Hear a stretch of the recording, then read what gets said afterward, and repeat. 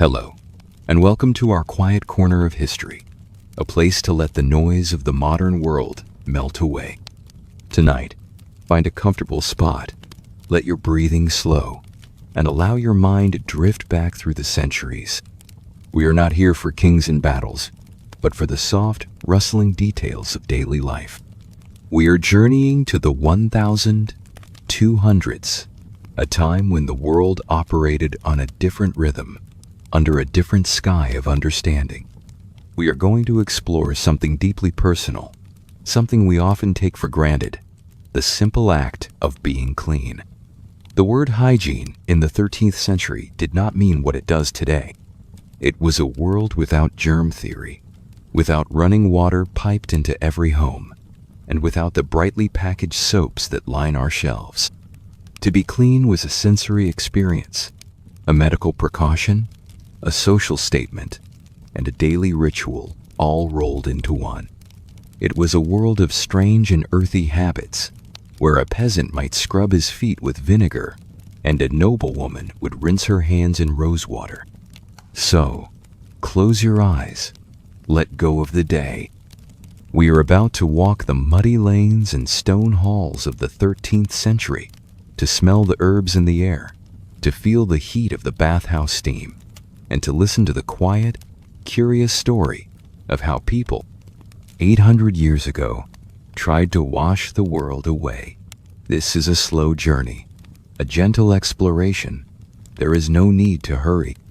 Just listen, and let the weird and wonderful history of medieval cleanliness lull you into a state of rest.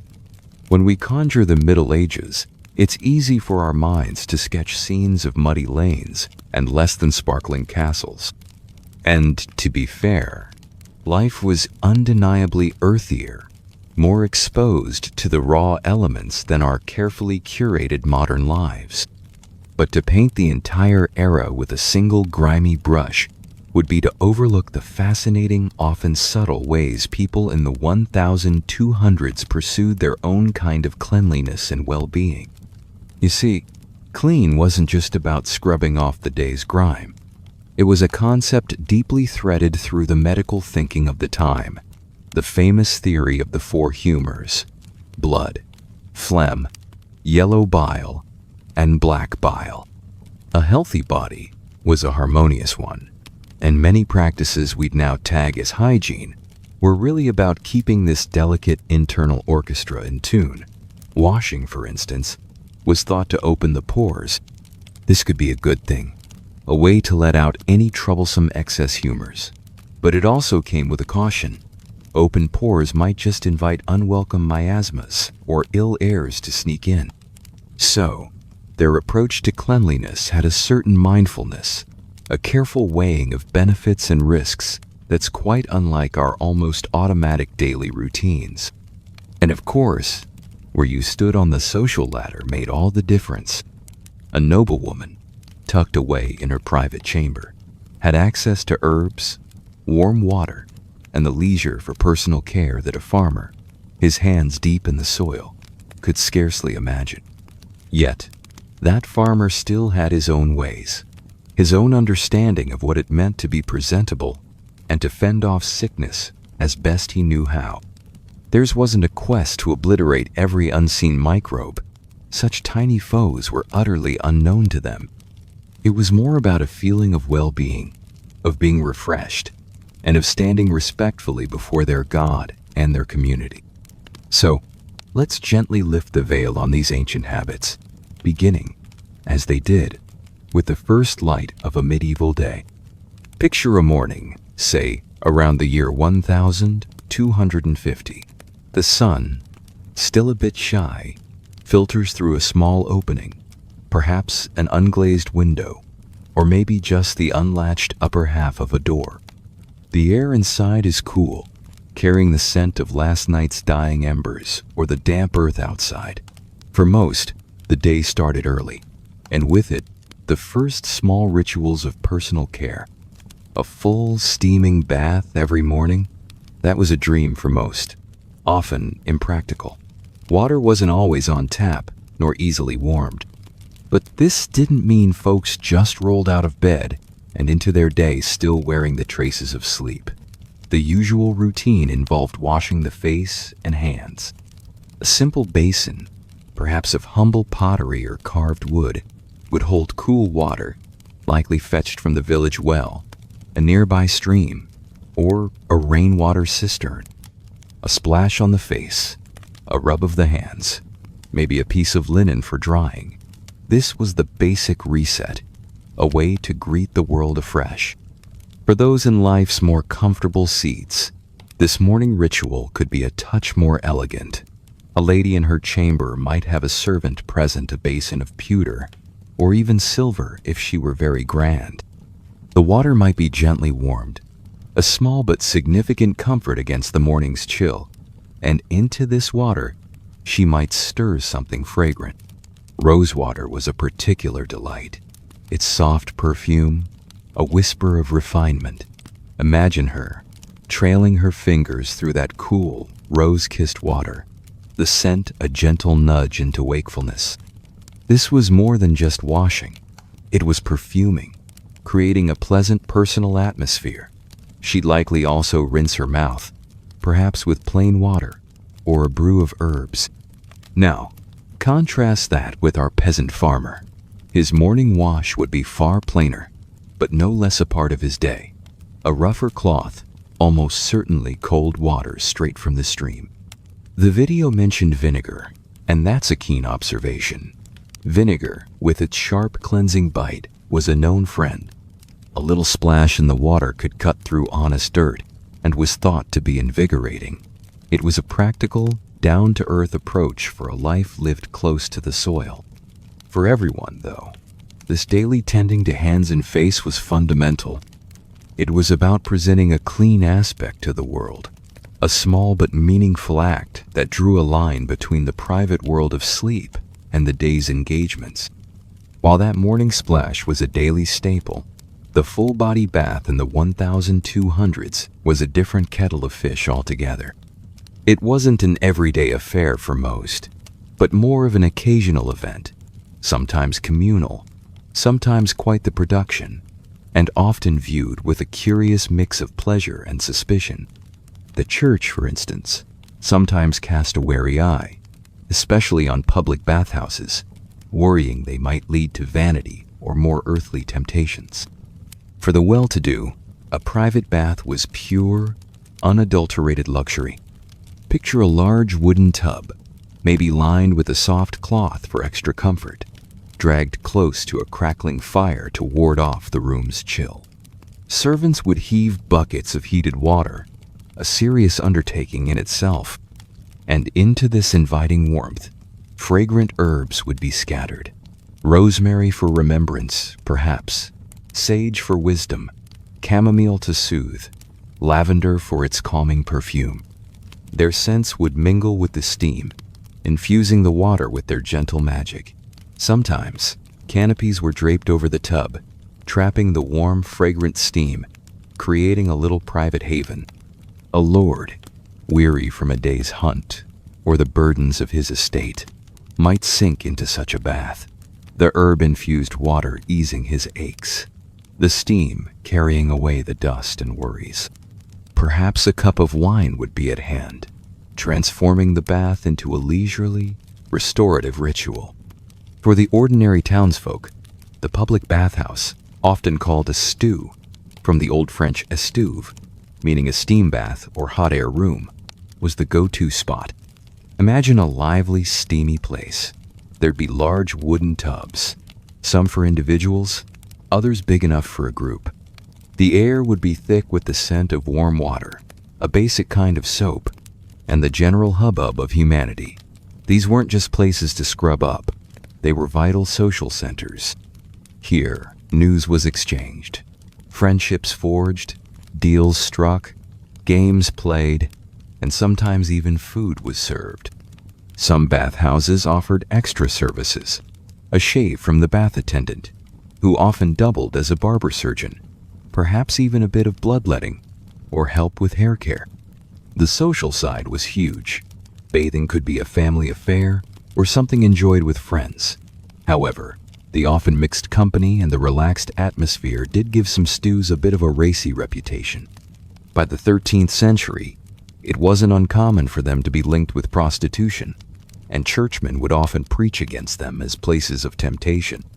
There were efforts to regulate them, separate days for men and women, for example, but human nature often found a way around the rules. Despite these moral qualms, physicians of the time generally saw bathing as a good thing for health. It was thought to open the pores, allowing the body to sweat out harmful humors.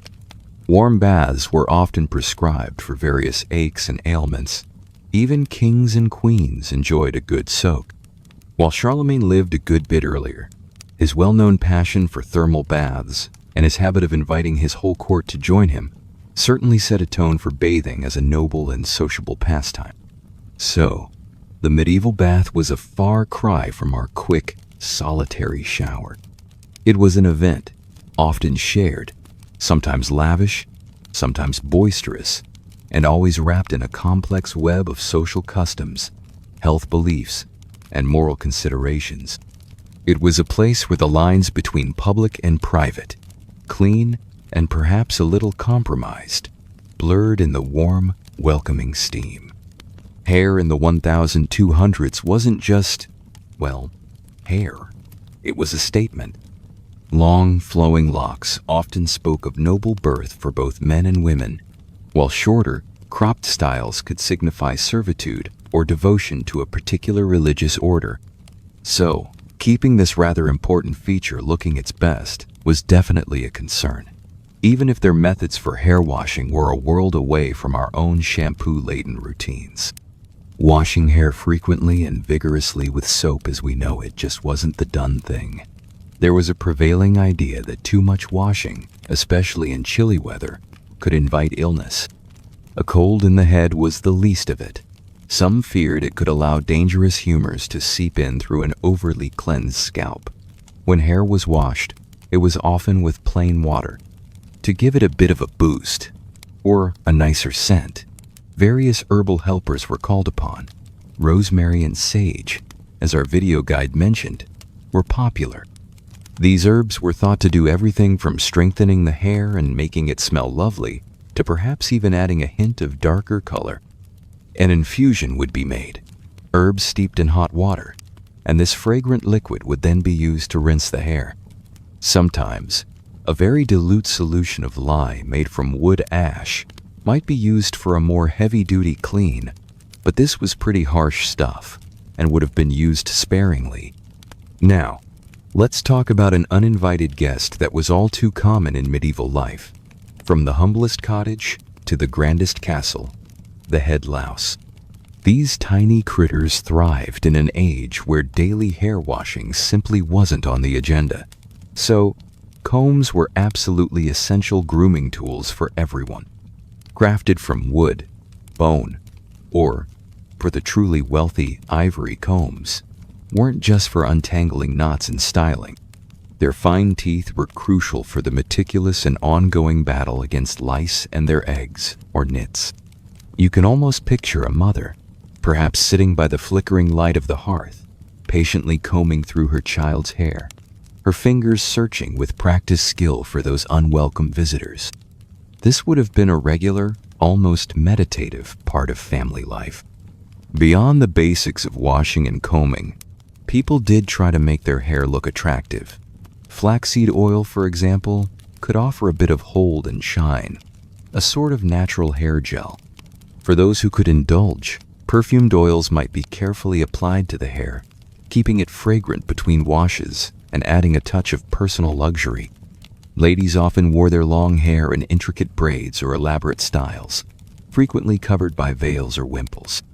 This wasn't just about fashion or religious modesty. It also helped keep the hair cleaner for longer. So, while their approach to hair care might seem quite limited through our modern lens, it was a considered practice. They balanced perceived health risks with the desire for presentable, sweet-smelling locks, all while waging a constant, very personal war against the persistent louse.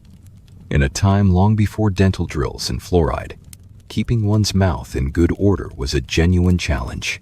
Yet, People in the 1200s were certainly not oblivious to the appeal of clean teeth and fresh breath. While the brilliant, uniform smiles we see in magazines today were beyond their reach, they definitely made efforts to keep their mouths feeling and smelling as pleasant as the circumstances allowed. The most straightforward method for cleaning teeth was simply to rub them with a piece of linen cloth. This could be done with a little water, or even dry. The gentle friction helped to dislodge food particles and some of the daily buildup. For a slightly more effective scrub, people turned to chew sticks. These were small twigs, often from trees like hazel or birch. One end would be frayed or chewed until it softened into a sort of natural brush, which could then be used to gently scrub the surfaces of the teeth. To help with the cleaning, and to combat less than fresh breath, various tooth powders were mixed up. These weren't the foamy pastes we use, but rather slightly abrasive powders. Finely ground sea salt was a common ingredient, acting as both a mild abrasive and an antiseptic. Crushed herbs were also very popular, especially those with strong, pleasant scents and reputed medicinal benefits. Cloves were a real favorite, valued for their warm, spicy aroma and their ability to numb mild aches. They might be ground into a powder or simply chewed whole to freshen the breath. Sage, rosemary, and mint were other fragrant herbs that found their way into these homemade dental concoctions. Occasionally, more abrasive substances like fine sand or even powdered bone might be added, though one can imagine these would have been pretty tough on the enamel. After meals, or as part of their grooming, people would also rinse their mouths. Plain water would do. Or, again, herbal infusions. A mouthwash made by steeping cloves in water would have been both refreshing and mildly antiseptic. Despite all these efforts, dental woes were common. Without effective ways to treat decay or gum disease, toothache, abscesses, and the eventual loss of teeth were all too familiar experiences. Bad breath, or stinking breath, as it was rather bluntly termed, was a known social handicap. The various herbs and spices used in dental care were often as much about masking these odors as they were about genuine cleaning. Still, the very existence of these practices shows a clear desire for oral hygiene, a recognition that a clean mouth contributed to personal comfort and made one more agreeable in company. That gentle rub with a linen cloth, the thoughtful chewing of a twig, the spicy comfort of a clove. These were the small daily acts aimed at preserving the medieval smile. Skincare in the 1200s was less about navigating aisles of complex chemical formulas and much more about drawing on the gentle strengths of the natural world, often blended with a healthy dose of traditional wisdom. The general aim was to keep the skin feeling soft, soothed, and pleasantly scented, rather than chasing a specific look in the way we might today, although a pale complexion was often admired among the nobility, as it signaled a life free from outdoor toil under the sun. As with so many aspects of their hygiene, water played its part, but it was often what was added to the water, or applied after it, that really constituted skincare. After washing, especially if the water was hard or the air was biting cold and likely to dry out the skin, emollients were highly prized. Simple fats and oils were the heroes here. Lanolin, that wonderfully rich substance derived from sheep's wool, was an excellent moisturizer and protector. Various plant-based oils, like olive oil, if you were in a region where it was common and affordable, or almond oil, were also used to soften the skin and keep it supple. Herbal infusions were central to their skincare toolkit. Flowers and herbs were steeped in water or oil to gently coax out their beneficial properties and their lovely scents. Rosewater, as we've touched upon, was a beloved astringent and perfume for the skin, believed to tone and refresh. Elderflower water was another popular choice, thought to lighten the complexion a little and soothe any redness or irritation. Chamomile, with its calming reputation, might be used for inflamed or sensitive skin. These fragrant waters would be patted onto the skin, leaving it feeling softer and carrying a delicate, natural perfume. The video's mention of mercury and mouse fat certainly makes one pause. While it's true that mercury compounds were used in some cosmetics and medicines in later historical periods, often with very dangerous consequences due to mercury's toxicity, their widespread use in general, everyday skincare in the 1200s by ordinary folk is less clear. If used, it would likely have been in a very specific, perhaps medicinal context, for a stubborn skin ailment, rather than as a daily moisturizer. As for mouse fat, well, like other animal fats, it could theoretically have been used as an emollient base for an ointment, but it has a more folkloric ring to it than a standard skincare staple. It's much more probable that readily available plant oils and simpler animal fats, like lard pig fat or tallow, rendered beef or mutton fat, formed the basis of many skin preparations. These would often be combined with beeswax to create thicker balms and salves, perfect for protecting against the elements. For chapped lips or hands roughened by work or winter weather, these simple balms would have been a godsend. Soothing poultices, perhaps made from bread soaked in milk, or mixtures of honey, a known healer, and herbs, might be applied to areas of irritated skin. The ultimate goal was comfort, protection from wind and cold, and a subtle, natural fragrance that enhanced one's personal presence. It was a skincare philosophy rooted in the earth, gentle and reliant on the gifts the natural world provided. The way folks in the 1200s treated and cleaned their clothing offers another intriguing glimpse into how they thought about hygiene. While the popular caricature often paints a picture of people wearing the same unwashed garments for months on end, the reality, as with so much from this era, was a bit more complex and considered. A really important distinction was made between undergarments and outer garments. Underclothes, usually crafted from linen or wool in the very coldest regions, or for those who couldn't afford linen, were worn right next to the skin. Linen was the preferred choice because it was relatively smooth against the body, good at absorbing moisture, and, crucially, much easier to launder than heavy woolens or precious silks.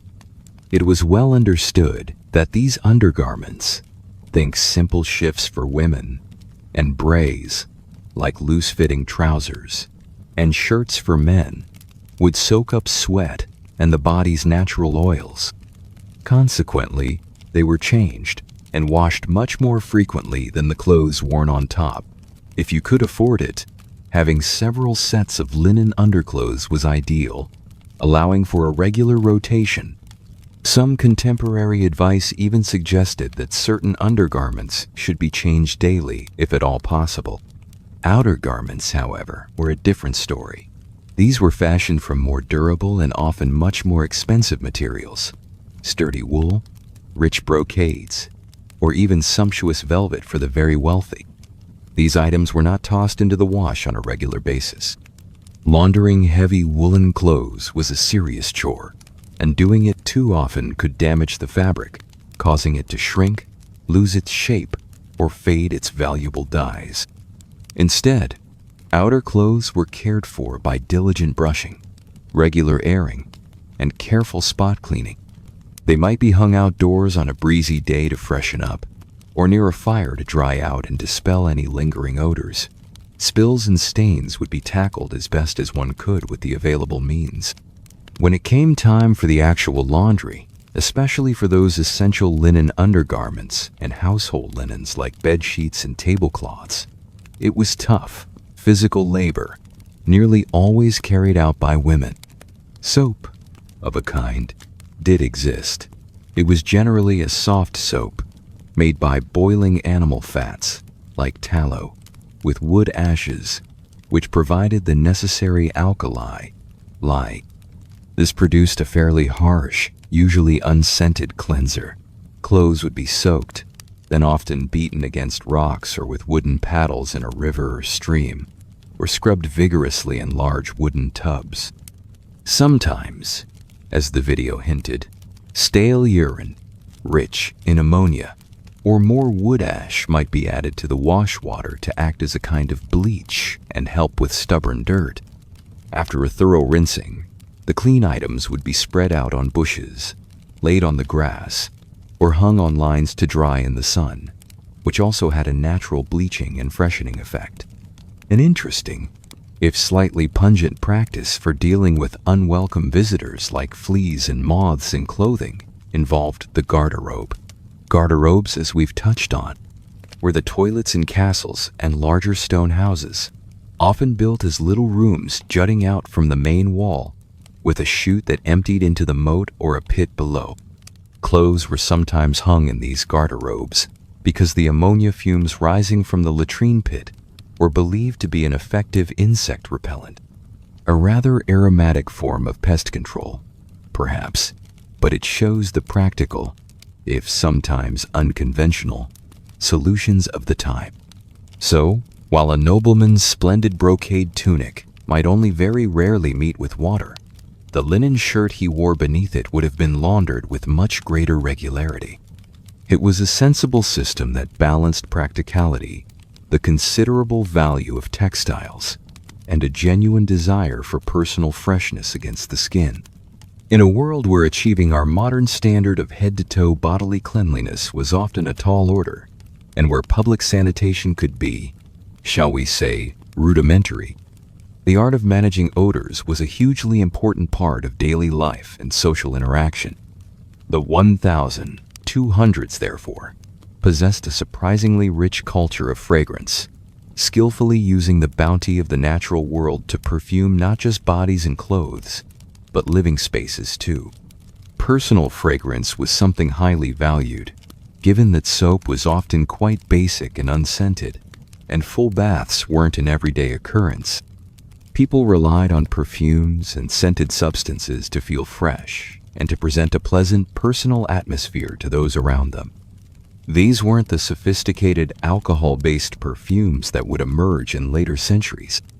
Instead, think of fragrant oils infused with the essence of flowers and spices, delicate scented waters, and dry perfumes in the form of fine powders or little sachets. Rosewater and orange flower water were very popular, used for splashing on the skin after washing, or for lightly scenting linens.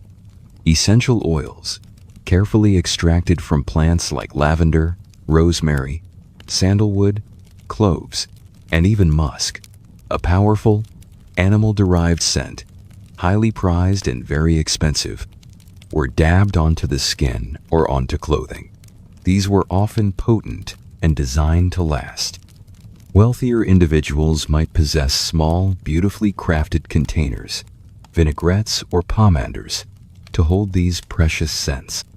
For a more sustained release of fragrance, and often as a fashionable accessory, people carried or wore pomanders. A pomander was typically a ball made from a mixture of aromatic substances. Ingredients might include ambergris, a waxy substance from Wales, treasured for its unique scent and fixative properties, musk, civet, blended with warm spices like cinnamon, cloves, and nutmeg, and fragrant herbs. These were all bound together with something like gum arabic or beeswax. This aromatic ball could then be encased in a decorative metal holder, often spherical and perforated to allow the scent to escape, and worn on a chain or belt, or simply tucked into a pocket or purse. As the pomander was warmed by the body's heat, it would slowly release its complex fragrance, enveloping the wearer in a personal cloud of perfume. It was also widely believed that these strong, pleasant scents did more than just mask unwelcome odors. Many thought they could actively ward off illness, as foul air or miasma was considered a primary carrier of disease. Clothing and linens were also regularly imbued with fragrance. Dried herbs like lavender, rosemary, and sweet woodruff would be laid in chests and presses amongst clothes and bed linen, imparting their fresh, clean scent and also helping to deter moths and other insects. Small cloth bags, or sachets, filled with these dried herbs might be tucked into the folds of garments. Even the air in homes was perfumed. In wealthier households, floors might be strewn with fresh rushes mixed with sweet-smelling herbs like meadowsweet or chamomile. As people walked on them, the herbs would be lightly crushed, releasing their fragrance into the room. The burning of incense, made from aromatic resins like frankincense and myrrh, or scented candles crafted from beeswax and infused with spices, was common, especially in churches and the homes of the affluent. This was done not just for pleasure, but also with the idea of purifying the air and creating a more wholesome and agreeable atmosphere. It was a world keenly attuned to scent, a constant effort to overlay the more robust, earthy smells of daily life with the cultivated and cherished fragrances of flowers, herbs, and exotic spices. Our poor feet, those tireless servants that carry us through life, often bore the brunt of daily existence in the 1200s, especially for the great majority of people who spent their days walking, standing, and laboring on them. The no-sock life that the video description alluded to was indeed a reality for many, particularly for poorer folk in the countryside, or simply during the warmer months of the year. While knitted socks or hose made of wool or linen did exist, they weren't universally worn, and shoes themselves could be quite basic, often made of leather that wasn't always perfectly fitted or reliably waterproof. Given these circumstances, washing the feet would have been an important, if perhaps not very glamorous, part of their hygiene routine. After a long day tramping along dusty tracks, through muddy fields, or on the often less than pristine streets of a town, cleaning one's feet was a practical necessity for basic comfort and cleanliness. This might simply involve a good soak in cool water, perhaps with a bit of salt or vinegar thrown in for their cleansing and soothing properties. For those who had access to public baths, foot washing would naturally have been part of the overall bathing ritual. The prevailing conditions, dampness trapped in ill-fitting shoes or from trudging through wet ground, the lack of breathable footwear for many, and perhaps infrequent changes of any foot coverings they did wear, meant that fungal infections, the sort of thing we now call athlete's foot, were likely a very common nuisance. Itchy, cracked, and irritated skin between the toes, and perhaps thickened or discolored toenails, would have been familiar afflictions for many. Herbal remedies would certainly have been employed in an attempt to soothe these uncomfortable conditions. Perhaps poultices made from astringent herbs, or soaks in infusions believed to have antifungal properties, though their actual effectiveness would have varied greatly. For the wealthier members of society, who would have worn better quality shoes and possibly hose or socks more regularly, foot care might have involved a bit more pampering. After washing, scented oils or softening salves could have been applied. But for most people, foot hygiene was primarily about the practical removal of daily dirt and the ongoing effort to keep their feet as sound and healthy as possible under pretty challenging circumstances. It was a very direct connection to the earth they walked upon, and a constant reminder of the daily wear and tear the body endured. Now, the subject of toilets and how waste was dealt with in the 1200s is one that often throws our modern sensibilities into sharp relief. It really highlights just how different the sanitary landscape of the medieval world was. While they weren't entirely without systems, their methods were a universe away from our discreet flush toilets and complex sewage treatment plants. In grand castles, well-ordered monasteries, and the more substantial stone manor houses, the garderobe represented the peak of sanitary engineering. This was usually a small, often stone-built room, or a little projecting chamber, sometimes cantilevered out from an upper wall, that had a wooden seat with a hole in it. This hole opened directly downwards, either to the ground outside, into a moat that might surround the castle, or into a specially dug cesspit at the base of the wall. The name garderobe also, rather curiously, meant wardrobe, And as we touched on earlier, clothes were sometimes hung in these toilet chambers because the strong ammonia fumes rising from the latrine pit below were believed to be a good deterrent for moths and fleas. While garderobes offered a degree of privacy and a direct way of getting waste out of the main living quarters, they were often chilly, drafty places, and, depending on which way the wind was blowing, not always entirely free of odor. For the vast majority of the population, however, especially those living in towns and villages, the facilities were much, much simpler. Many households would have relied on a chamber pot, usually a sturdy earthenware vessel. These pots would be kept indoors, perhaps tucked under a bed or in a convenient corner, and used whenever needed, particularly during the night. The contents, of course, then had to be disposed of. The infamous cry of "Garde l'eau," thought to be a corruption of the French "Gardez l'eau," watch out for the water, which became notorious in later centuries in crowded cities like Edinburgh, gives you a pretty vivid idea of how this disposal often occurred. The contents were simply flung out of a window or a doorway into the street below, or perhaps into a nearby drainage ditch if one existed. Some more humble dwellings, particularly in rural areas, might have had a privy, a small, separate outhouse structure built over a pit dug in the yard or garden. In towns, there might have been some communal privies, but generally speaking, sanitation was a massive challenge. Streets were frequently unpaved and could easily become mucky channels for rainwater, animal dung, and all manner of household refuse. While some towns did have local ordinances about waste disposal and made some attempts at street cleaning, enforcing these rules was difficult, and the overall environment could be quite unsanitary by our standards. Rivers that flowed through towns often served a dual purpose: a source of water for some needs, and a convenient place to dump all sorts of waste. This widespread lack of effective sanitation obviously had serious implications for public health, making it easier for diseases to spread. It also meant that strong, unpleasant odors were just a pervasive, accepted part of urban life. The medieval approach to this most basic of human functions was largely practical and perhaps a bit resigned, a world away from our modern expectations of discreet, odorless, and highly sanitized facilities. The way hygiene and medicine connected in the 1200s was governed by principles that can seem quite strange to us now, chief among them being that humoral theory we spoke of earlier.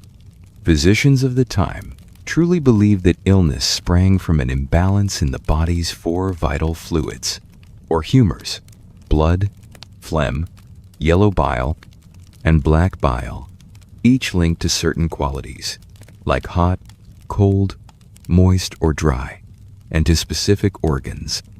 So, many medical treatments, including some that definitely touched upon what we'd call hygiene, were all about trying to nudge this balance back into harmony. A certain level of cleanliness was thought to be important in warding off some illnesses. This was largely because of the belief in miasma, the idea that disease could be caused by breathing in bad air or noxious vapors that rose from filth, decaying matter, and stagnant water. So, keeping oneself and one's immediate surroundings reasonably clean and sweet-smelling was seen as a kind of preventative medicine. However, it's crucial to remember their idea of clean had nothing to do with killing invisible germs, as that concept was centuries away. When sickness did take hold, treatments very often involved trying to purge the body of whatever humor was thought to be in excess or corrupted. Bloodletting was an incredibly common practice, prescribed for an astonishingly wide range of ailments. This was done either by making a small cut in a vein, a procedure called phlebotomy, or by applying leeches. After a leech attached itself to the skin, it would draw out blood, and it was firmly believed that this removed bad blood and helped to restore the body's crucial humoral balance. A physician would often consult complex charts that indicated the best veins to tap for particular conditions. and even the most astrologically favorable times to perform the procedure. Another idea that really highlights the difference in medical thinking is that of laudable pus. If a wound started to produce thick, creamy pus, this was often seen not as a sign of dangerous infection, which it usually was, but as a positive sign. It was thought to show that the body was successfully expelling bad humors and that the wound was on the right track to healing. The video description's mention of boiled instruments is interesting. While true sterilization, in the sense of killing microorganisms, wasn't understood, physicians and surgeons did value a degree of cleanliness in their tools. Instruments would certainly be wiped clean, and some practitioners might well have heated or boiled them. This was likely done more to remove visible blood and gore, or perhaps with a general idea that fire and heat had a purifying effect, rather than for specific antimicrobial reasons. Surgical interventions, by any modern measure, were often brutal and carried an extremely high risk of life-threatening infection. Personal hygiene was also part of the prescribed regimen for those who were ill. They might be advised to bathe in specific herbal concoctions, to change their bed linens frequently, and to ensure their sick room was kept well aired and perhaps perfumed with herbs to try and counteract any bad odors. Diet was also considered absolutely crucial, with certain foods being recommended or restricted to help correct those all-important humoral imbalances. The physician of the 1200s was a figure who blended careful observation, a vast body of traditional knowledge, a dash of astrology, and the ever-present theory of humors to guide their patients. Their approach to hygiene, therefore, was always filtered through this unique and very different medical lens. In the profoundly religious tapestry of 13th century Europe, cleanliness wasn't just about physical comfort or making a good social impression. It was deeply infused with spiritual meaning. Water, the act of washing, and the very idea of purity were powerful symbols within Christian theology and everyday practice, symbols that often echoed much older traditions from Jewish and even Roman cultures. Symbolic washing was a visible and important element in many religious rituals. Baptism, the sacrament that initiated a person into the Christian faith, centrally involved washing with water, an act that signified the cleansing of original sin and a spiritual rebirth. Priests would perform ritual ablutions, most notably washing their hands before celebrating Mass, a practice known as the lavabo. This washing symbolized the purity required to handle the sacred vessels and perform the holy rites. You'd find fonts filled with holy water at the entrances of churches, and the faithful would dip their fingers in it and make the sign of the cross as they entered, a small, personal act of purification upon stepping into that sacred space. Monasteries, which were often beacons of learning, order, and structured living, typically had well-organized systems for washing. The cloister, the covered walkway around a central courtyard, often included a lavatorium, a dedicated structure, or a specific area equipped with basins where the monks could wash their hands and faces.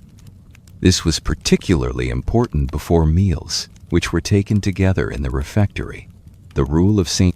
Benedict, the set of guidelines that shaped life in many monastic orders, placed a strong emphasis on cleanliness and order in all aspects of daily existence. While full baths might not have been a daily occurrence, even for monks, regular washing was certainly part of their disciplined and prayerful routine. Beyond these formal rituals, there was a general, pervasive association between outer cleanliness and inner purity. Being clean in body was often seen as a reflection of a clean soul, or at least as an aspiration towards that state of grace. The simple act of hand-washing before meals, for instance, was a widespread custom that wasn't just about practical hygiene. It also carried these quiet undertones of respect and piety, especially as prayers of grace were always said before eating. However, there was also a fascinating, almost paradoxical countercurrent within medieval spirituality. the idea of holy filth, or what we might call ascetic neglect of the body. Some exceptionally devout individuals, hermits living in remote solitude, or members of certain particularly austere religious orders, deliberately embraced a lack of physical cleanliness as a form of mortification of the flesh. They might consciously avoid bathing, wear rough, uncomfortable garments, and live in conditions that we would consider utterly squalid. They believed that by enduring lice, dirt, and constant discomfort, they were renouncing worldly vanity, humbling themselves profoundly before God, and perhaps drawing closer to the suffering of Christ or the early desert saints who had embraced similar hardships.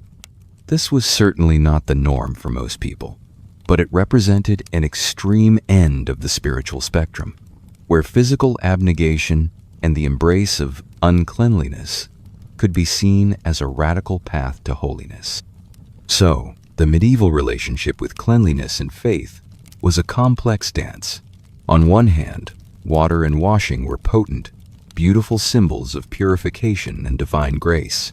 On the other, for a select few, embracing what society deemed filth could be a profound statement of spiritual devotion. The lively, crowded marketplaces, the busy workshops, and the often narrow, winding streets of a 13th century town all presented their own unique set of challenges when it came to any kind of hygiene. While individuals might strive for personal cleanliness to varying degrees, trying to maintain a semblance of order and sanitation in public and shared spaces was a far more complicated business, and one that often fell quite short of what we might consider acceptable today. Marketplaces were the vibrant, noisy, essential hearts of commerce, absolutely crammed with vendors selling everything you could imagine, from fresh vegetables, grains, and livestock to handmade crafts and bolts of cloth. With so many people, animals, and perishable goods all gathered together, these areas could quickly become messy and decidedly odorous. Spilled goods, animal droppings from sheep, cattle, or poultry waiting to be sold, and the general rubbish of daily trade would inevitably accumulate. Now, there wasn't a formal sanitation department with uniformed staff as we know it, but some towns did have rudimentary local regulations that aimed to control the worst of the mess. For instance, there might be rules about where butchers could slaughter animals and how they should dispose of the blood and offal, or attempts to ensure that piles of refuse were cleared away from time to time. However, actually enforcing these rules was often tricky, and the sheer volume of daily activity made keeping things truly clean an ongoing, uphill battle. Workspaces, too, varied enormously. A skilled artisan like a goldsmith or a manuscript illuminator might keep a relatively clean and orderly workshop, as their craft demanded precision and care. But a tanner, a dyer, or a blacksmith would, by the very nature of their trades, inevitably work in much messier and often much smellier conditions. Tanning, for example, involved soaking animal hides in various solutions, some of which included rather pungent ingredients like urine or animal dung, creating powerful and pervasive odors. Dyers worked with large, steaming vats of colorful pigments, and spills were common. Blacksmiths, of course, contended with soot, grime, and the intense heat of the forge. Hygiene in these kinds of contexts was often more about managing the specific byproducts and hazards of the craft, rather than achieving an overall sense of pristine cleanliness. Despite all these challenges, there was a definite social awareness about the importance of not being unduly offensive to others in public. While a certain level of earthiness and the smells of honest labor were generally accepted, excessive personal odor, or very obvious, avoidable filth could certainly lead to social disapproval or even ostracism. People were generally expected to make a reasonable effort. Hand washing before handling food, for instance, was a widely accepted practice, both for those selling food and for those buying and eating it. This was driven by a combination of common sense, basic practicality, and good manners, especially since food was so often eaten with the hands, sometimes from shared dishes. The streets themselves were often a primary cause for concern. Many were unpaved or only poorly paved with rough cobblestones, and they could easily turn into muddy, rutted quagmires in wet weather. These thoroughfares often became inadvertent repositories for animal waste, household refuse tossed from doorways, and whatever else was discarded. Some towns did appoint officials known as scavengers or rakers, whose job it was to try and clear away the worst of the muck from the main streets, but it was usually an overwhelming and thankless task. The overall sensory environment of a medieval town was undoubtedly rich, pungent, and highly textured, a world of smells and sights far removed from the relatively sanitized urban landscapes we inhabit today. In the distinctly hierarchical society of the 1200s, how clean you were, or at least how much visible effort you made towards it, wasn't just a matter of personal preference. It was a potent social signal, a way of telegraphing your place in the world.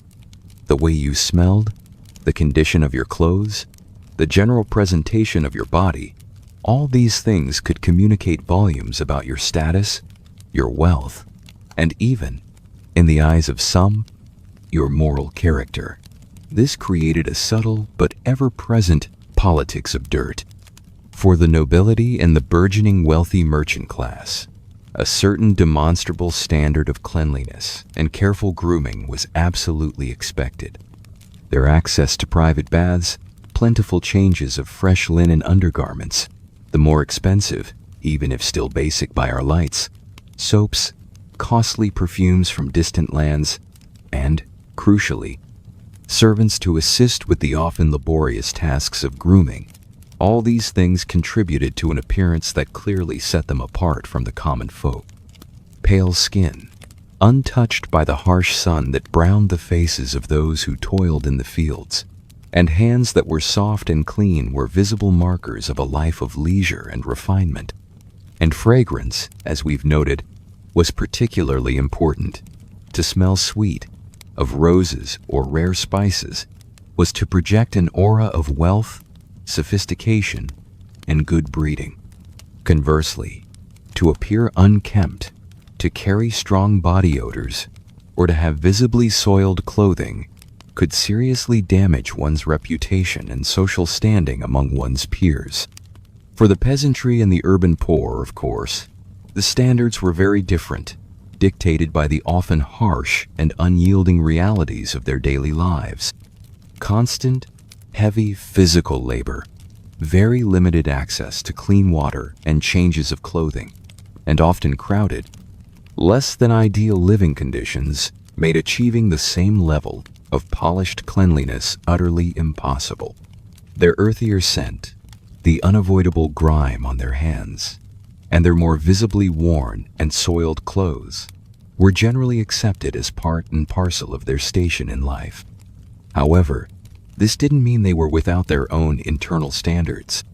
There was still a clear distinction to be made between the honest dirt that came from hard work and genuine neglectful squalor. A hard-working farmer might be dusty and sweat-stained from his labors in the fields, but his wife would still do her utmost to keep their small dwelling and their few precious garments as clean as their circumstances allowed. Grooming, therefore, became something of a social performance, a way of enacting one's identity. The elaborate, often veiled hairstyles of noblewomen, the carefully trimmed beards of lords, or the clean-shaven faces of clergy, the subtle gleam of a freshly brushed woolen tunic, these were all part of projecting an image that was appropriate to one's rank and aspirations. Even seemingly small details, like reasonably clean fingernails or the conspicuous absence of visible lice, could contribute to this ongoing process of social differentiation. The church, too, played its part in shaping these perceptions, while, as we've seen, extreme asceticism might embrace a kind of holy filth.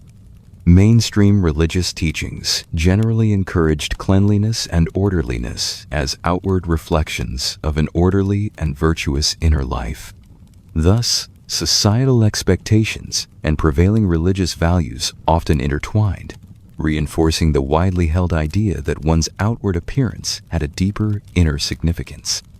The quiet but constant politics of polish and putrescence was a subtle yet powerful undercurrent in the social fabric of the 1200s, a world where every scent and every stain could indeed tell a story.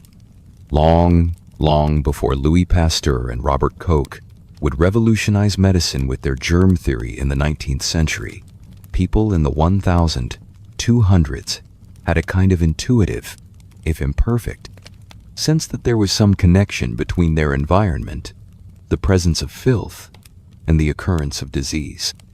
This understanding was largely framed by that pervasive concept of miasma, the deeply entrenched belief that many diseases were caused by breathing in bad air, noxious vapors, or corrupt effluvia that were thought to emanate from decaying organic matter, stagnant pools of water, and general uncleanliness.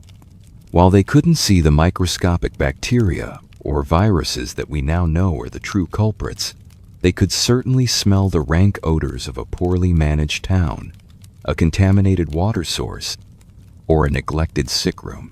These foul smells weren't just unpleasant to the nose, they were considered actively dangerous, capable of upsetting the body's delicate humoral balance and thereby inducing illness.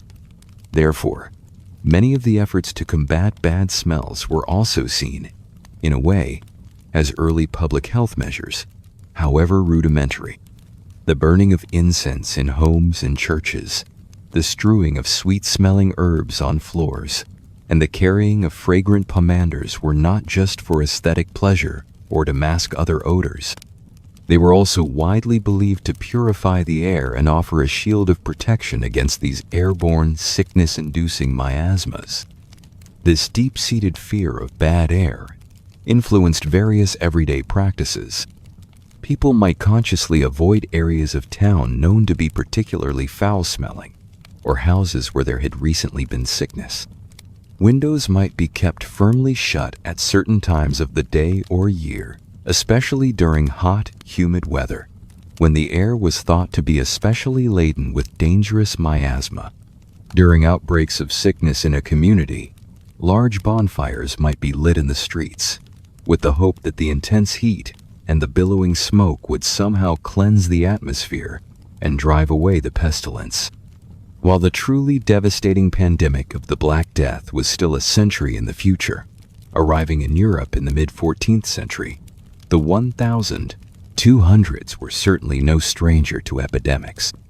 Diseases like dysentery, often called the bloody flux, typhoid fever, various forms of influenza, the ague, and the dreaded leprosy were constant threats, and their spread was undoubtedly made easier by the prevailing sanitary conditions and the close quarters in which many people lived. Without understanding the true mechanisms of contagion, that diseases could be passed directly from person to person or via contaminated objects or water, their responses were based on observation, traditional beliefs, and that overarching miasma theory. For instance, individuals suffering from leprosy were often strictly isolated from the community, not because of an understanding of bacterial transmission, but because their visible and disfiguring affliction was deeply frightening, and they were often, tragically, believed to be morally tainted or to carry a particularly potent form of bad air around them. Rudimentary public health concerns, however, did exist. Some towns, as we've mentioned, did have local ordinances regarding the disposal of waste or the cleanliness of marketplaces. These were often driven as much by a desire to reduce offensive odors and maintain a degree of civic order and pride as by any clear, scientific understanding of disease prevention. Nevertheless, these early, often fumbling attempts at communal hygiene, however flawed their theoretical basis might now seem to us, represented a nascent awareness that the collective environment had a profound impact on collective health. The ever-present shadow of sickness and the fear of the foul, unseen forces that seemed to cause it, was a powerful, if often misdirected, motivator in the medieval world's ongoing quest for well-being. And so, our quiet exploration of how folks kept clean, or tried to, in the 1200s, gently comes to its end. We've meandered through the steam of bathhouses, sniffed at the subtle perfumes of herbal concoctions, peered curiously at those simple teeth-cleaning twigs, and pondered the sheer effort of washing heavy woolen clothes perhaps only once a month. It was a time, wasn't it, when clean was painted with a very different palette, a rich and complex picture woven from threads of sheer practicality, deeply held beliefs, ingrained social customs, and an intimate daily connection to the rhythms and resources of the natural world. The people of that far-off century, for all the vast differences in their daily lives, were driven by many of the same fundamental human needs as we are today. They sought comfort, they yearned for health, and they desired acceptance within their communities. Their methods for achieving these things may seem strange, perhaps even a little unsettling at times, when viewed through our modern, microbe-aware lens. But within those ancient practices lies a profoundly human story of adaptation, resilience, and ingenuity.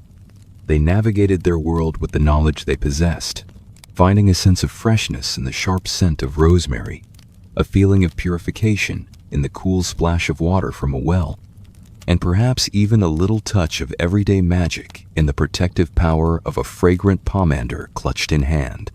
As you now prepare to let go of wakefulness and drift into the soft embrace of sleep, let these faint echoes from a distant past settle gently in your mind.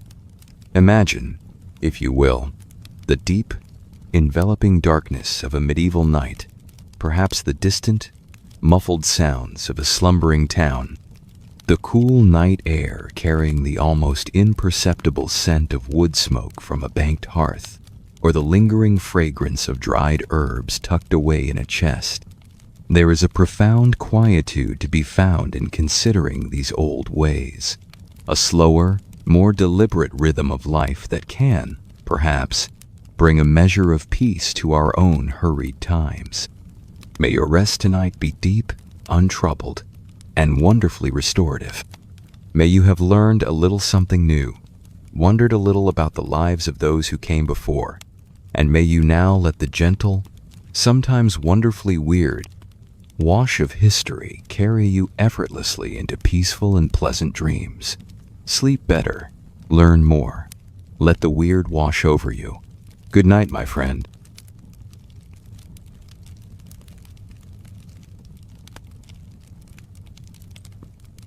Hello, and welcome.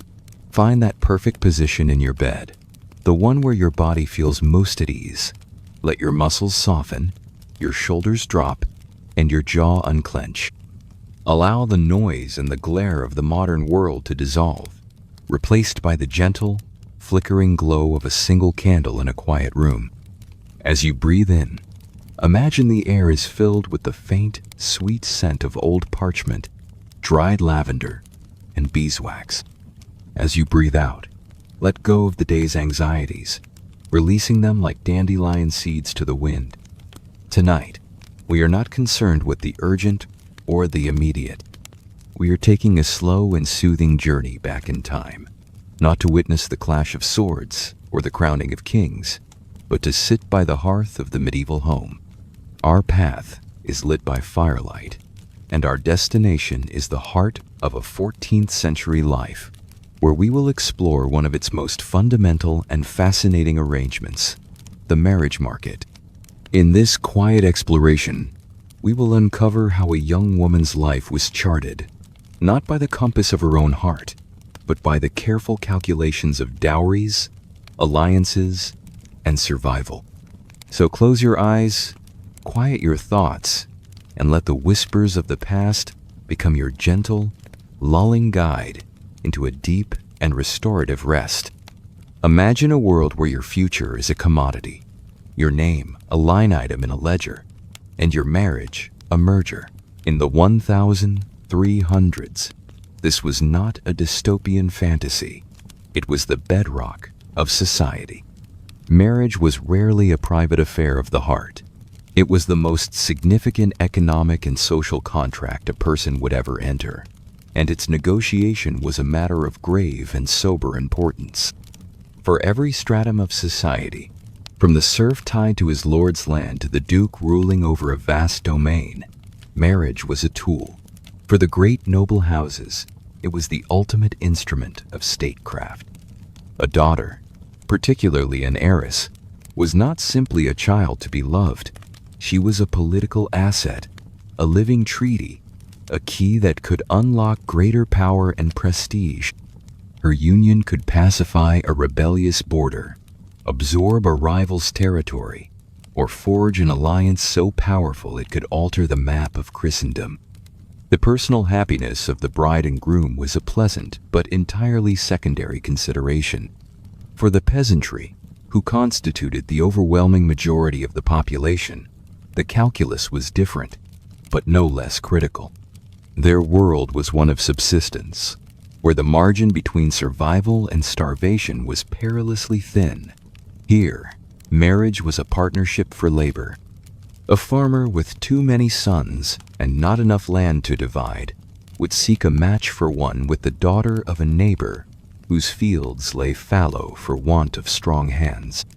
A village blacksmith needed a wife not only to bear children but to manage the household, tend the crucial kitchen garden, and perhaps even work the bellows in the forge.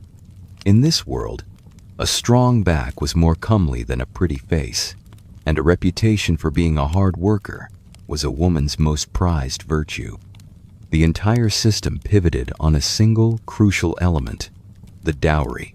A dowry was the wealth in coin, land, livestock, or valuable goods that a bride brought with her into the marriage. It was, in effect, her portion of the family inheritance, paid in advance. The dowry was a family's public declaration of its own worth and a direct investment in their daughter's future. Let us imagine a merchant's daughter in the bustling city of Bruges in the year 1350. Her name is Alara, and she is 14. For years, her mother has been meticulously adding to her dowry chest. It is not just a collection of items. It is a curated portfolio of her value. Inside, nestled amongst layers of linen, are bolts of fine woolen cloth from Flanders, a silver girdle, a brass cauldron, and perhaps a small illuminated prayer book. Her father, a member of the cloth guild, has promised a purse of 30 silver florins, and more importantly, a share in a future trading voyage to Genoa.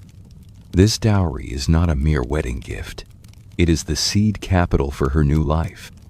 It will be used by her husband to expand his business, to buy a larger house with a shop front, or to secure his own position within the city's powerful guilds.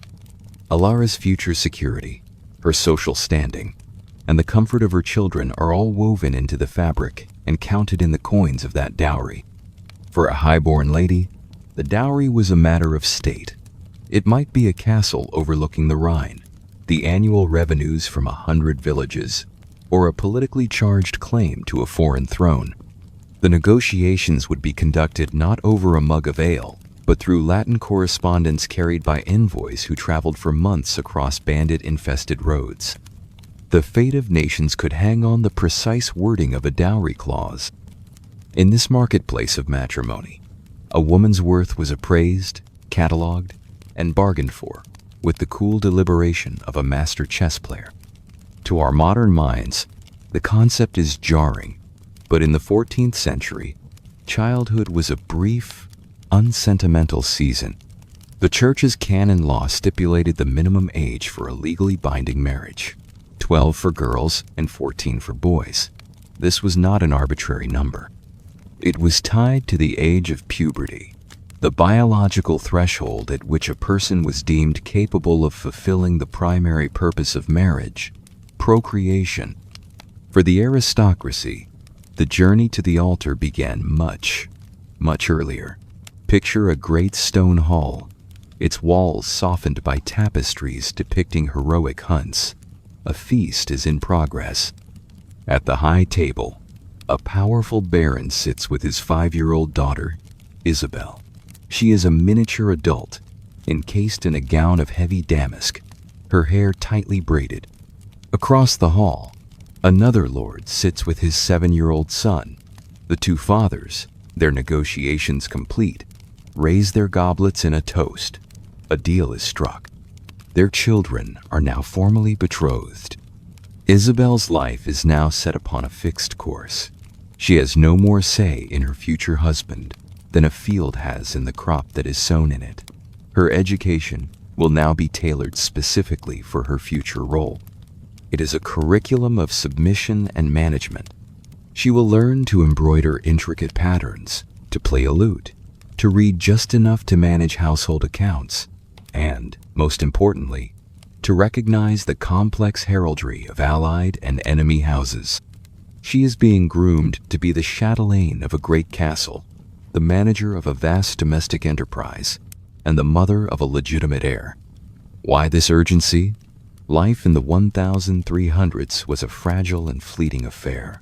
A chill of precariousness hung in the air. The Black Death had swept through Europe just a few years prior, and subsequent waves of plague, famine, and the ever-present dangers of childbirth meant that life expectancy was brutally short. A nobleman could not afford the luxury of waiting. To die before his daughter was safely married was to leave a valuable asset unsecured, potentially plunging his house into chaos. Among the peasantry, the timeline was different. While the law permitted marriage at 12, most commoners married later, often in their late teens or early 20s. The reason was starkly economic. A young man had to be able to support a family. He needed to wait until he inherited his father's strip of land, saved enough to rent his own, or completed a long apprenticeship to become a master craftsman. A young peasant couple had to be a viable economic unit from the moment they were wed. There was no family treasury to cushion them. So, while a noble girl's childhood was truncated by a formal contract, a peasant girl's childhood simply bled into a life of work. Her education was in the fields, the kitchen, and at the spinning wheel. Her marriage would still be arranged by her parents, but it would likely be to a boy from her own village, someone whose family she knew, whose reputation was common knowledge. There was a greater chance for a quiet, familiar affection to form the backdrop of the arrangement, but the engine driving it was still the relentless, grinding need for survival. The arrangement of a marriage was a delicate negotiation, and the chief negotiators were the fathers. A father's authority over his children was nearly absolute. It was his sacred duty and his legal right to dispose of them in marriage as he saw fit. Let us drift again into that smoky village tavern. The two farmers, Thomas and William, lean closer. The ale is a social lubricant, but the business is serious. Thomas speaks of his son, John. He can plow a furrow straighter than any man in the parish, and he doesn't shy from the hard work of the harvest. William nods, taking a slow sip. My Agnes, he replies, can spin a pound of wool in a day. Her butter is sought after at the market, and she has her mother's skill with healing herbs. She will bring to the marriage 3 good ewes, a feather bed, and our second best cooking pot. The haggling is nuanced. It's about more than just assets. It's about character and connection. The south field John will inherit, Thomas adds, borders your own west pasture. The union would make a fine single holding. This is the heart of the matter. The joining of lands, the consolidation of family efforts. When they are satisfied, they clasp hands. The rough, calloused grip is as binding as any written contract. John and Agnes, who might be working in the fields unaware of the transaction, have just had their futures decided. Their obedience is not questioned, it is assumed. For the aristocracy, The process was magnified in scale and complexity. Fathers relied on a network of agents, shrewd lawyers, high-ranking clergymen, and trusted family retainers. These men were the original private investigators. They would travel to a foreign court on a diplomatic mission with the secret task of vetting a potential bride. Their checklist was extensive. They would scrutinize the family's lineage for any hint of madness, infertility, or political disgrace. They would assess the dowry, ensuring the promised lands were not barren swampland and the titles were not empty honors. And then came the most delicate part, the physical assessment. Emissaries, or trusted ladies-in-waiting, might be dispatched to discreetly observe the young lady. They were tasked to check for clear skin, a full set of straight teeth, sweet breath, and a graceful bearing. And, most importantly, they would note the width of her hips, seen as a clear indicator of her childbearing potential. Often, the first introduction was through a portrait.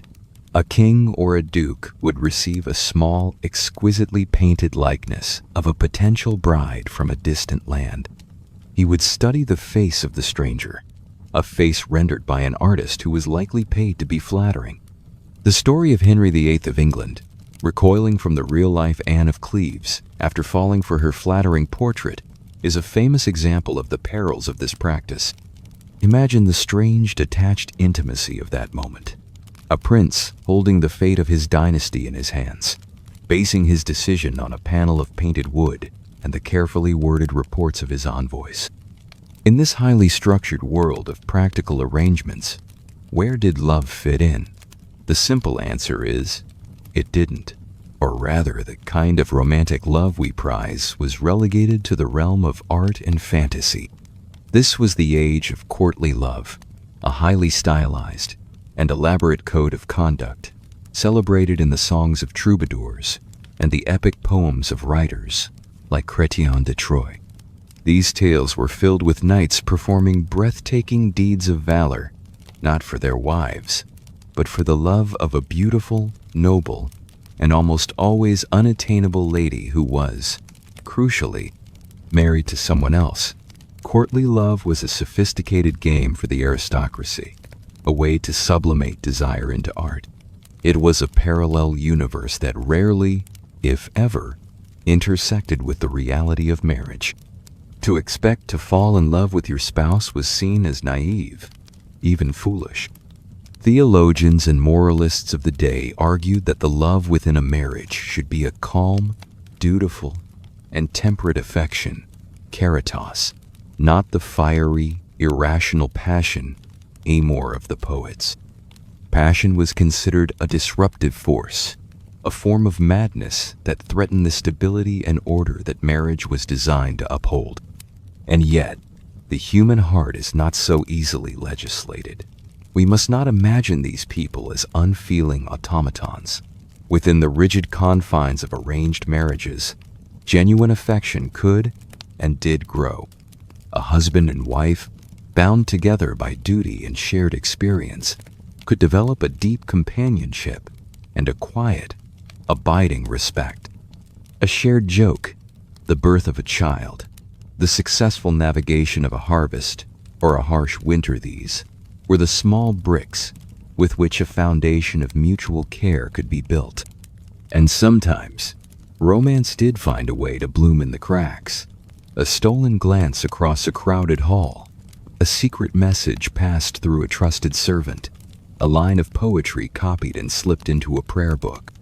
We have a precious glimpse of this in the famous Paston letters from 15th century England, where Marjorie Bruce wrote to her fiancé, John Paston, referring to him as her right well-beloved Valentine.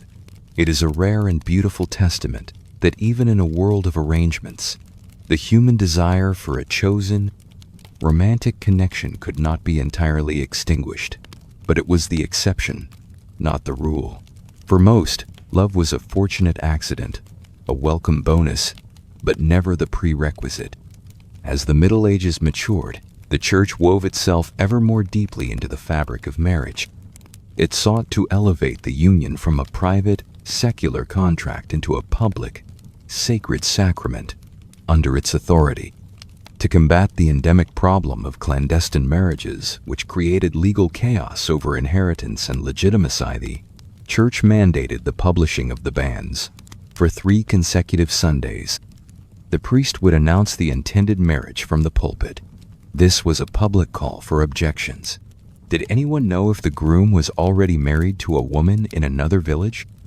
Were the bride and groom related within the forbidden degrees of kinship?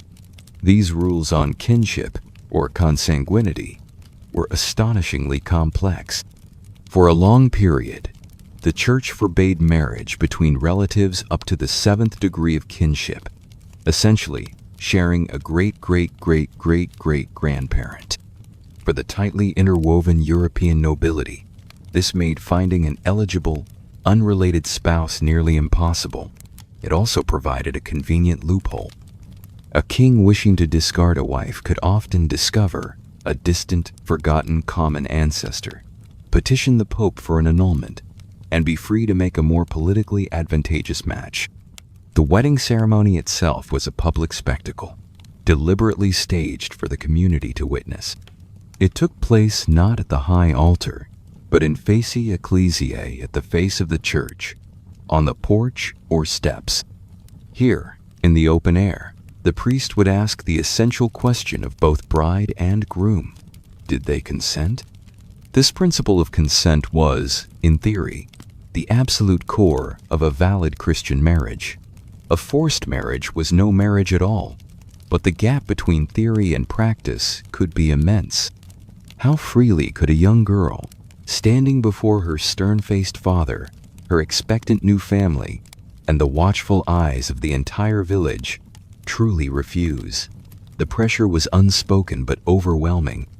To say no was to bring catastrophic shame upon her family.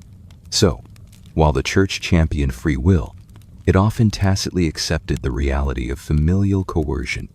After the vows, the groom would place a ring on the 4th finger of his bride's right hand.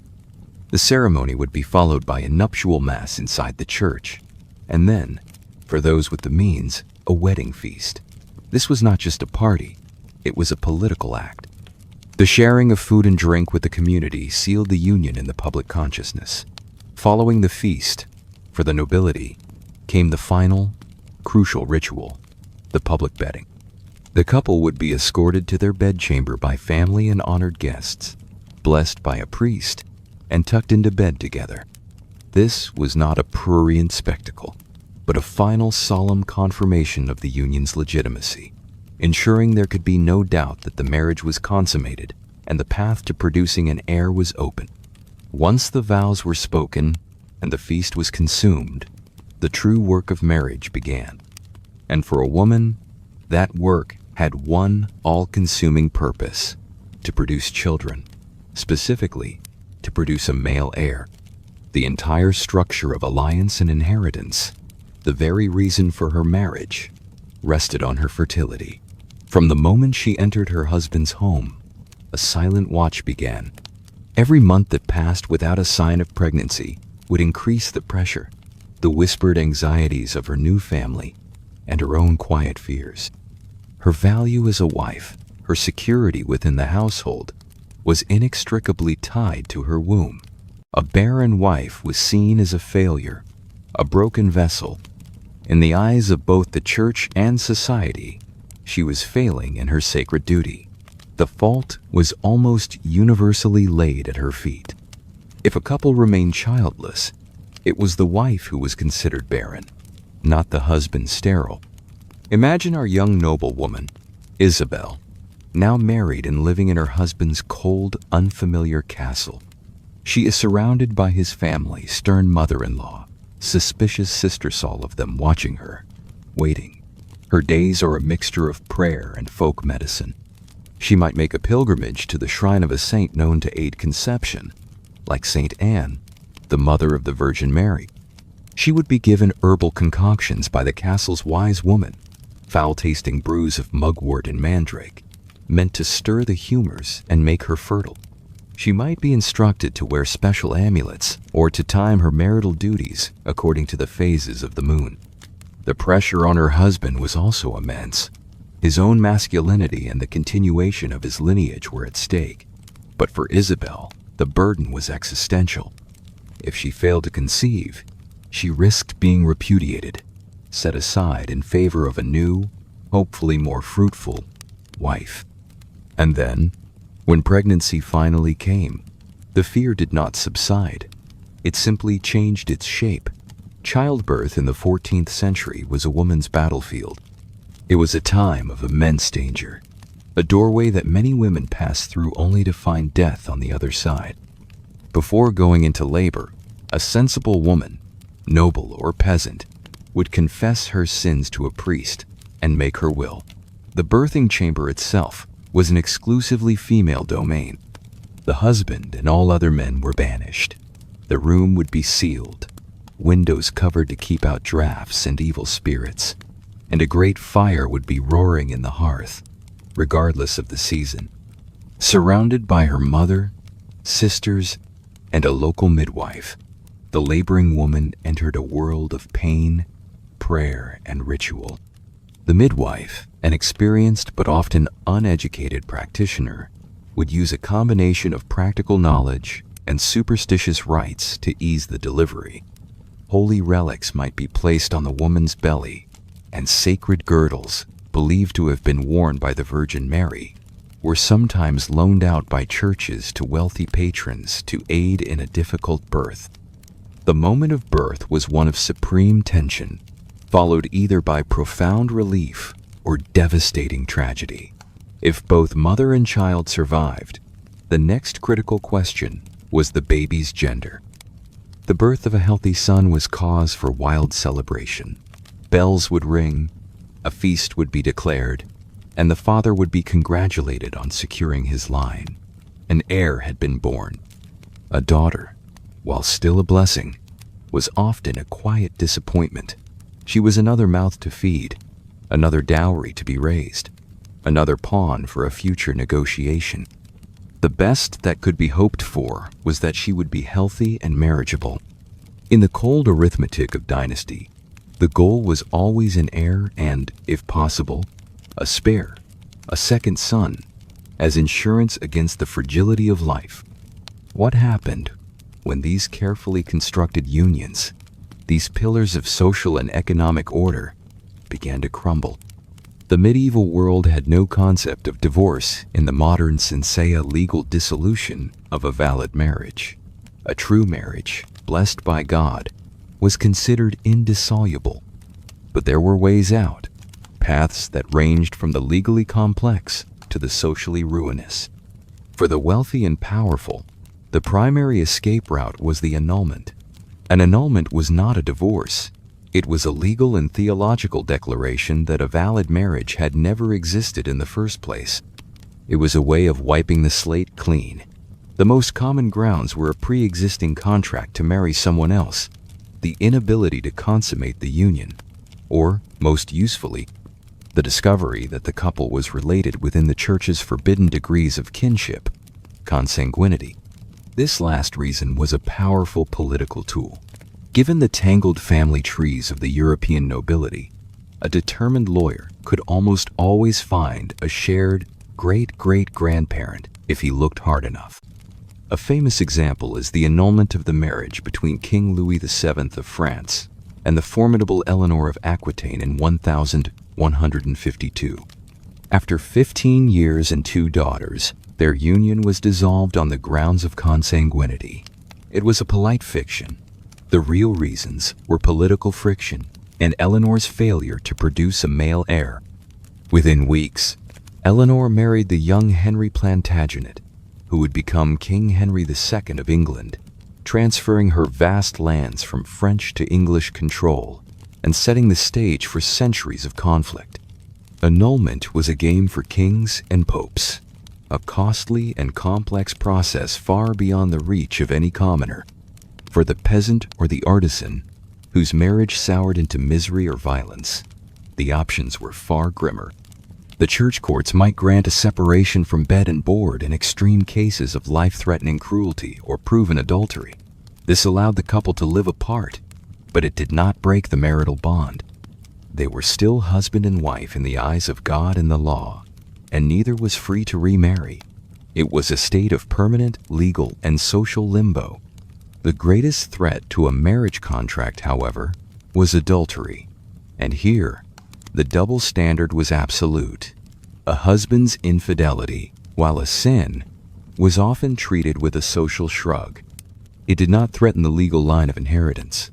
A wife's adultery, however, was a crime of catastrophic proportions. It was seen not just as a personal betrayal, but as a direct attack on the patriarchal order, a form of treason against the family. It raised the terrifying possibility of a cuckoo in the nest, a bastard child who might illegitimately inherit the family name, property, and titles. The punishment for an adulterous woman could be brutal in public. She might be stripped, her hair shorn, and paraded through the streets to be jeered at and pelted with filth. Her dowry could be confiscated, and she could be cast out of her home in total disgrace. Her lover could also face severe punishment, including fines, mutilation, or even death. Yet, despite the immense social pressure and the dire consequences of failure, some people still chose to defy the system. Clandestine marriages and elopements, while risky, did happen. Driven by genuine affection or a desperate desire to escape an arranged match, a young couple might find a renegade priest or simply exchange vows with each other in private. This was the ultimate rebellion, the assertion that their own consent, their own love, was more important than the contracts of their fathers.